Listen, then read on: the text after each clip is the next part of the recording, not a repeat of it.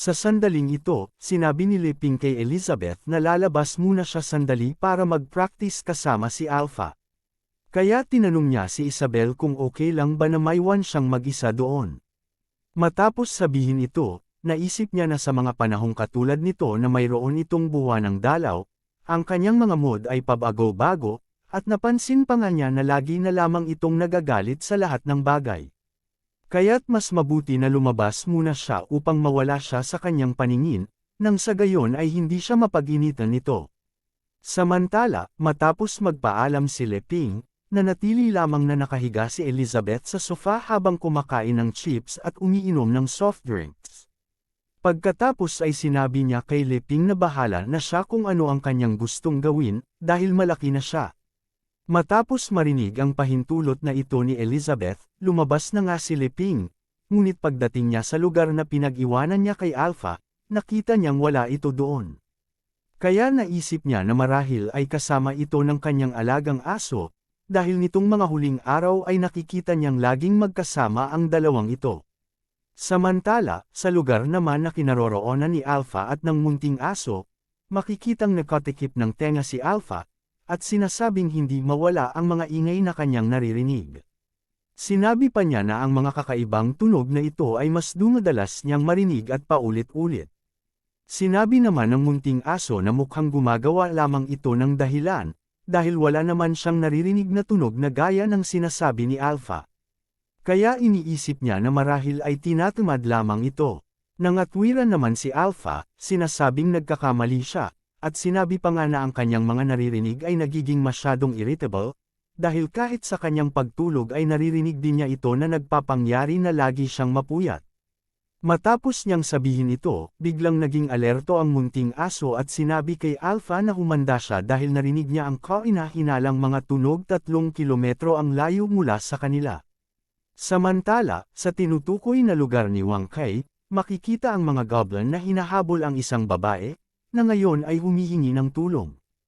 Ang babaeng ito ay walang iba kundi ang isa sa mga demon pillar ng Dark Guild na si Ruth, at ginagamit niya ang dalawang goblin na ito para umarte upang maloko ang hero.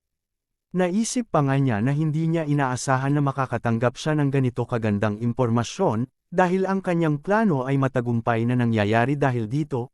Makalipas ang ilang sandali, sinabi niya na nakikita na niya ang lugar na tinitirhan ng legendary hero at ng demon queen na si Elizabeth. Kasunod nito ay naalala niya ang sinabi sa kanya ni Astaroth na ang kapalit para sa kanyang kapangyarihan na maging isang demon king ay ang paslangin ng taong kinahuhumalingan ni Malfoy, at iyon ay walang iba kundi ang legendary demon queen na si Elizabeth. Naisip pa nga niya na itong si Astaroth ay naging kapartner ng kanilang Lord Malfoy para buuin ang Dark Guild, ay masyadong maraming sekreto na itinatago kay Malfoy. At bagamat hindi niya alam kung saan matatagpuan ang Sea of Darkness na pinagmulan nito, ang katotohanan na kaya niyang ma-promote siya patungo sa Demon King ng walang kahirap-hirap ay nagpapatunay lamang na ang kapangyarihan ng nilalang na ito ay mas mataas pa sa kanilang Lord Malfoy. Kaya nagpasya siya na wala na siyang pakialam kung ano pa ang kanilang relasyon, dahil makikipag-cooperate siya sa kung sino ang makapagbibigay sa kanya ng mas malaking benepisyo. Naisip pa nga niya na kung ipagpapatuloy niya ang ginagawa niyang ito ay makakakuha pa siya ng higit na benepisyo mula sa dalawang ito. Naisip din niya na ang kanyang unique ability na charm, na kayang lokohin ang kanyang mga kalaban sa kabila ng pagiging mas malakas sa mga ito, ay ang pinaka dahilan kung bakit nakikipag-cooperate sa kanya ngayon si Astaroth. Kaya naisip niya na, bagamat alam niya na hindi niya kapantay sa lakas si Elizabeth, makakaya naman niyang kontrolin ang legendary hero, dahil isa itong lalaki, at magagawa niyang paglabanan ang dalawang ito. Ngunit habang iniisip pa niya ang mga delusyon niyang ito, may biglang lumipad na rocket patungo sa kanilang direksyon at agad na tumama sa kinaroroonan ng dalawang malaking goblin. Habang nagtataka pa at nagugulat si Ruth sa kung ano ang nangyari, nakita niya na ang dalawang goblin ay ngayon ay naging bakas na lamang at tanging ang mga dugo ng mga ito ang naiwan sa kanilang kinaroroonan. Habang pinagmamasdan niya ang mga ito, naisip niya na ang dalawang goblin na ito ay nilagyan nila ng mga dark gears at ngayon ay nasa demon sovereign level. Naisip pa nga niya na kailangan niya ang dalawang ito sa kanyang pag-acting at magiging suporta din niya sila kapag nilalabanan na niya si Elizabeth. Kaya ngayon, iniisip niya kung kaninong atake ang may kakayahang gumawa ng ganito sa dalawang goblin na iyon sa napakadaling paraan. Ngunit sa sandaling isipin niya iyon, nakaramdam siya ng matinding panganib. At naisip niya na sa isang maling kilos niya, agad siyang mapapaslang. Kasunod nga nito ay nakita niya ang napakaraming sandata na nakatutok sa kanya, na nagmumula sa munting aso, at tinatanong siya kung sino siya, at kung ano ang kanyang layunin sa pagpunta niya dito. Matapos makita ni Ruth ang munting aso at ang mga sandata nito, nagsimula siyang manginig at iniisip na kapag kumilos siya o nagkamali sa kanyang sasabihin, agad siyang mamamatay. Ngunit bago pa siya makasagot, pumagitna si Alpha. Sinasabing ang babaeng nasa kanilang harapan ay isang kawawang babae lamang na hinahabol ng mga halimaw. Pagkatapos nito, nagpakilala si Alpha sa babae at tinawag ang kanyang sarili bilang ang kanang kamay ng legendary hero, ang totoong, Holy Sword, na si Lord Alpha. Agad naman siyang pinatahimik ni Wang Kai at sinabing masyado siyang madaldal, at ibinibigay pa niya ang impormasyon ng kanilang master nang walang ingat. Sinabi pa ni Wang Kai na susuriin muna niya ang kainahinalang babaeng ito upang malaman kung talaga bang kalaban ito. Habang ginagawa ni Wang Kai ang kanyang pagsusuri kay Ruth, nagsimulang lalong manginig muli ito, iniisip kung anong klaseng nilalang ang kanyang kaharap, kung ito ba ay isang halimaw o isang magic tool na ginawa ng legendary hero. Habang nararamdaman niya na ang pag-scan ng munting aso ay tumatagos sa kanyang buong katawan, naisip niya na maaaring madiskubre nito ang kanyang tunay na pagkatao, at kapag nangyari iyon, agad siyang mamamatay. Dahil dito, pinalakas niya ang kanyang loob at sinabi sa sarili na kailangan niyang unahan ang mga ito bago pa siya mapaslang. Kasunod nito, ginamit na niya ang kanyang kakayahan na Fatal Attraction, at dahil dito, agad na nahulog si Alpha sa kapangyarihang ito ni Ruth. Sa sandaling iyon, nakita ni Alpha si Leping na tinatanong siya kung ano ang kanyang iniisip at tinatawag pa nga siyang partner. Pagkatapos ay nagsimula ang kanilang pakikipaglaban, gamit siya bilang main weapon ni Leping laban sa mga halimaw at dragon. May pagkakataon pa nga na tinuturuan niya si Leping ng mga dapat gawin at kung paano gamitin ang espada. Nakita din niya kung paano matagumpay na natalo ni Leping ang mga halimaw sa Demon Realm sa tulong niya bilang kanyang partner. Kasunod nito, nagpatuloy pa ang mga ilusyon ni Alpha patungo sa kanilang paglalakbay sa Demon Realm. Dito, nakatagpo nila si Elizabeth at nagsimulang magkasamang labanan ito, hanggang sa punto na natalo nila siya. Buong pagmamalaki pang sinabi ni Leping na dahil sa tulong ni Alpha, nagawa nilang matalo si Elizabeth. Sinabi pa niya na sa mga panahon ng kanyang pagdududa, laging nandyan si Alpha, kaya nagpapasalamat siya sa kanyang mabuting partner. Dahil naman sa sinabi niyang ito, nagpatuloy sa pagtawa si Alpha, sinasabing iyon talaga ang kanyang layunin bilang partner at mentor, kaya hindi na niya kailangang magpasalamat sa kanya. Sa kabilang banda, si Wang Kai ay nasa ilalim din ng isang ilusyon kung saan masaya siyang hinahabol ni Leping at nakikipaglaro sa kanya sa ilalim ng araw. Nakita din niya kung paanong mas pinili siya ni Leping kaysa kay Elizabeth, kaya nagkaroon sila ng maganda at mapayapang bonding. Habang nasa gitna ng ilusyon na ito, nagsimulang bumaba ang mga sandata ni Wang Kai na nakatutok kay Ruth. Kay dahil dito ay sinabi niya, na hanggat may pagnanasa ang isang nilalang, hindi nila makakayang labanan ang kanyang charm kahit gaano pa kalakas ang mga nilalang na ito. Ngunit habang nagdiriwang siya sa kanyang matagumpay na ilusyon, biglang nag-activate ang system ni Wang Kai nang ma-detect nito ang isang virus. Matapos malaman ang lokasyon ng virus, agad itong nagsagawa ng patch installation upang tanggalin ang virus. Makalipas ang ilang sandali, tuluyan nang natanggal ang virus kay Wang Kai, kaya't nawala na rin ang mga ilusyon na nakikita niya. Kasunod nito, muling tumutok ang kanyang mga sandata kay Ruth, na labis na ikinagulat nito.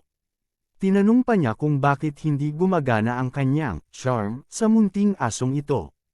Habang patuloy naman na tumatawa si Alpha na parang nababaliw, ay tinanong ng munting aso si Ruth kung sino siya at bakit niya sinubukang manghimasok sa kanyang system at magpakita ng ganoong mga ilusyon sa kanya. Sinabi din niya na, bagamat hindi siya banta ngayon, hindi rin niya alam ang tunay niyang intensyon, kaya nagpasya siyang wakasan na si Ruth dito, upang mawala ang anumang banta para sa kanyang master. Muli na namang nanginig si Ruth sa takot nang marinig ito at iniisip kung paanong hindi gumana ang kanyang Demon King magic spell sa munting asong ito.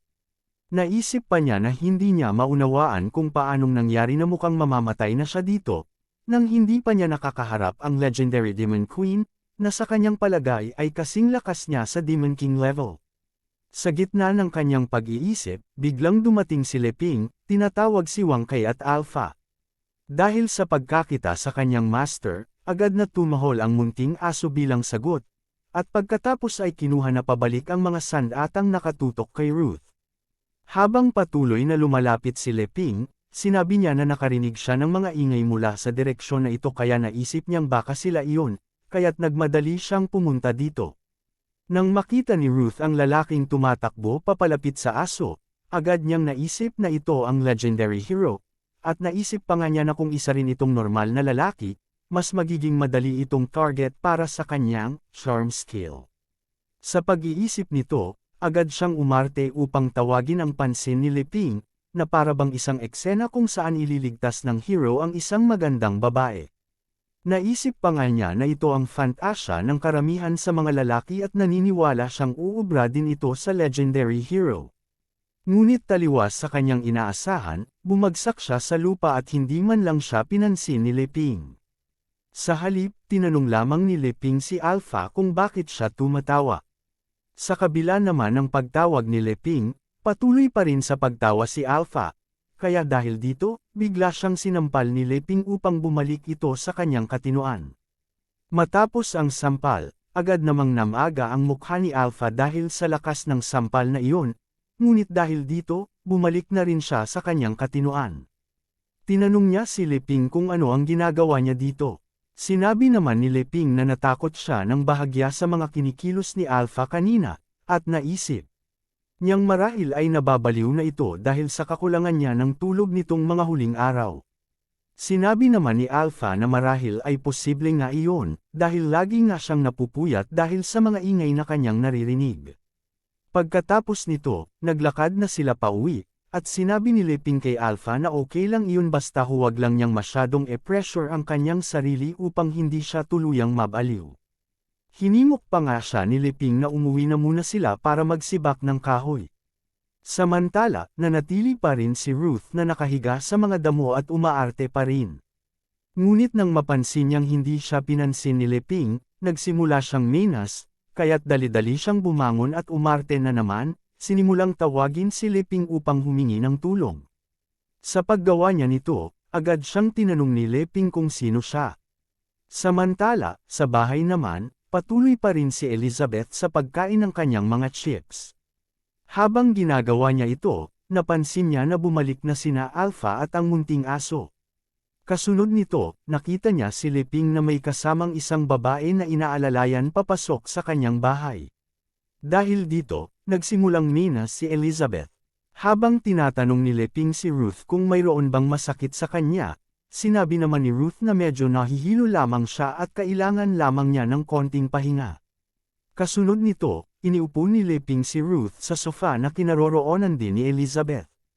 Sa paggawa niya nito, lalo pang nagalit si Elizabeth, ngunit hindi ito napansin ni Leping. At sa halip ay sinabi pa nga niya kay Ruth na mahiga muna ito sa sofa habang kukuha siya ng tsaa para sa kanya. Abangan ang susunod na kabanata. Dito na po nagtatapos ang pinakabagong chapter. Kung nagustuhan niyo ang episode na ito, paki-comment naman ng heart at papindot na rin ng like, malaking tulong na yan para sa channel. At kung nagawa niyo na, maraming salamat sa inyong suporta. Hanggang sa susunod na episode, mga lods. Every 2 chapters na pala ang update natin para hindi masyadong maiksi ang ating mga video. Salamat sa pangunawa.